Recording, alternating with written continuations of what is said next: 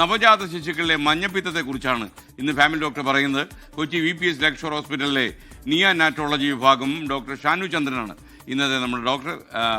Shanu Chandran, over to family doctor, supported by VPS Lakeshore.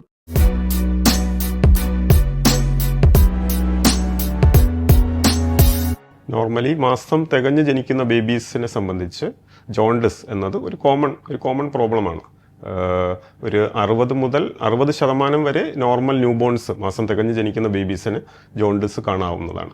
അത് സാധാരണഗതിയിൽ രണ്ടാമത്തെ ബേബി ജനിച്ച് സെക്കൻഡ് ഡേയോ തേർഡ് ഡേയോ ആണ് ജോണ്ടിസ് പ്രകടമാകുന്നത്. അത് കുഞ്ഞിന് കണ്ണിന് മഞ്ഞ നിറത്തിൽ, കണ്ണിന് ദേഹത്ത് ഫേസിനൊക്കെ മഞ്ഞ നിറത്തിൽ പ്രത്യക്ഷമാവും.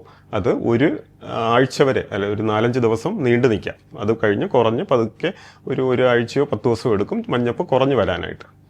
അപ്പോൾ ജോണ്ടിസ് എന്ന് പറയുന്നത് നോർമലാണ്. അത് ബിലിറൂബിൻ കൂടുന്ന ഒരവസ്ഥയാണ്. അത് അഡൾട്ട്സിൽ, മുതിർന്നവരിൽ കാണുന്ന ജോണ്ടിസുമായിട്ട് ഒരു ബന്ധവുമില്ല. നോർമൽ ന്യൂബോൺസിന് കാണുന്ന ജോണ്ടിസ് എന്ന് പറഞ്ഞാൽ അവരുടെ RBC ചുവന്ന രക്താണുക്കളുടെ ലൈഫ് സ്പാൻ കുറവാണ്. അപ്പോൾ അത് ടേൺ ഓവർ നശിക്കുകയും പെട്ടെന്ന് മഞ്ഞപ്പിൻ്റെ ലെവൽ, ബിലിറൂബിൻ്റെ ലെവൽ കൂടുകയും ചെയ്യുന്നു. ബിലിറൂബിൻ എന്ന് പറയുന്നത് ഒരു ആൻറ്റി ഓക്സിഡൻ്റ് ആണ്. അതുകൊണ്ട് തന്നെ ബോഡിക്ക് മഞ്ഞപ്പിൻ്റെ അളവ് ചെറിയ രീതിയിലുള്ളത് കുഞ്ഞിനെ സംബന്ധിച്ച് നല്ലതാണ്.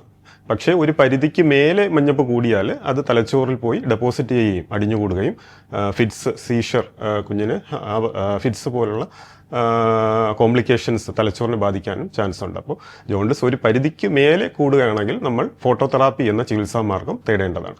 ഒരു ദിവസം ഫോട്ടോതെറാപ്പി, ബ്ലൂ ലൈറ്റിനടിയിൽ കുഞ്ഞിനെ കിടത്തിയാൽ അത് മഞ്ഞപ്പിൻ്റെ ലെവൽ കുറയുകയും നമുക്ക് ആ ഒരു കോംപ്ലിക്കേഷൻ ഒഴിവാക്കാനും പറ്റും. Family doctor, supported by VPS Lakeshore.